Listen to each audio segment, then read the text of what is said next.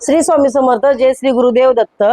आम्ही जी दत्त परिक्रमा सुरू केलेली आहे त्यातलं तिसरं ठिकाण हे पिठापूर आहे आणि पिठापूर हे दत्त महाराजांचं जन्मस्थान आहे आणि तिथं आम्ही दर्शनाला गेलेलो।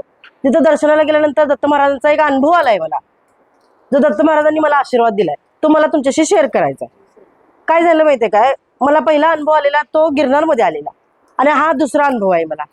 हा अनुभव म्हणजे कसा, आम्ही तिथं आरती सुरू होती आणि आरतीच्या ठिकाणी आम्ही थांबलेलो।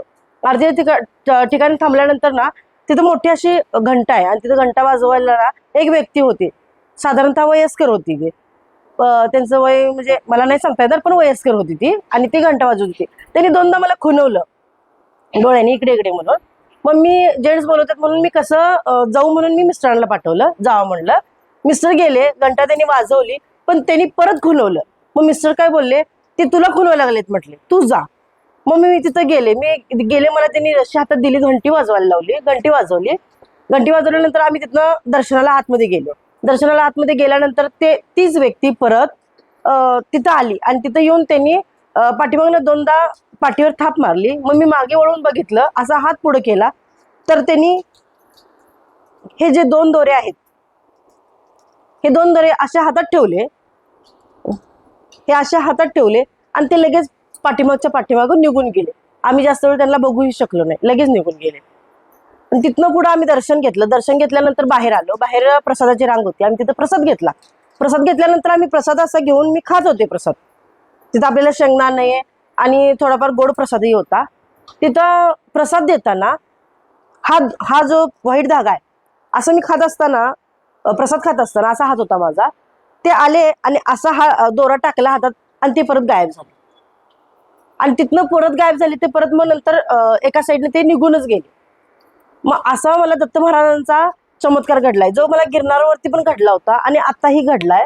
अक्षरशः त्यावेळेस माझ्या डोळ्यात पाणी आलेलं, कारण देव कोणत्या रूपात आणि कसा येईल हे सांगता येत नाही मला। म्हणजे त्यावेळेस खूप भरून आलेलं, कारण देवाचा पाठिंबा म्हणजे आपल्या देव पाठीशी कसा असतो आणि कसा उभा राहतो हे माणसाच्या रूपात नाही येऊन देव खरंच अनुभव देतो। एक एक माणसं म्हणतात ना की देव कुठं आहे, कसा आहे, पण खरंच त्यांना जर देव बघायचं असेल तर ते नक्कीच मंदिरात येऊन दत्त महाराजांचं दर्शन घ्या, बघा तुम्हाला अनुभव नक्की मिळेल। जय गुरुदेव दत्त। दिगंबरा, श्रीपाद वल्लभ दिगंबरा। आणि हे धागे दिल्यानंतर ना, हा धागा घेऊन मी बाहेर आल्यानंतर माझ्या बहिणीचा नातू आहे, तो त्याने विचारलं की हा धागा कसला आहे, तर मी त्याला सांगितलं की असं मला देवाचा प्रसाद मिळालाय, देवाने मला धागा दिलाय।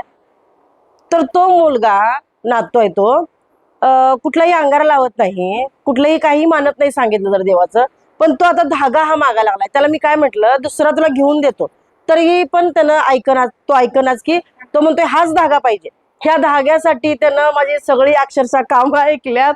मला घसा दुखायलाय तर पाणी आणून दिलं, मोबाईल नव्हता तर मोबाईल आणून दिला, तो व्हिडिओ पहिला बनव आणि मला धागा पहिला दे, तुम्हाला दाखव देतो। मग इकडे हा बघा, हा नातू आता ह्याला धागा पाहिजेलाय। कुठला पाहिजेलाय? हा पाहिजेलाय। आता हा धागा घ्यायसाठी तुझं नाव सांग पूर्ण। प्रियांश योगेश पाटुकले। पाटुकले, हा, नाव सांगितले बघा। कुठला धागा पाहिजे तुला? व्हाईट। व्हाईट पाहिजे, घे अलीकडं। आणि हा धागा टाकायचं नाही, काढायचं नाही, काय?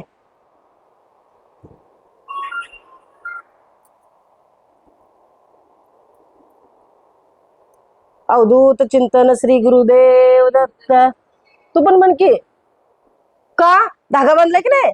पाहिजे नाही, म्हण पहिलं। काय? अवधूत चिंतन श्री गुरुदेव दत्त। चिंतन श्री गुरुदेव दत्त।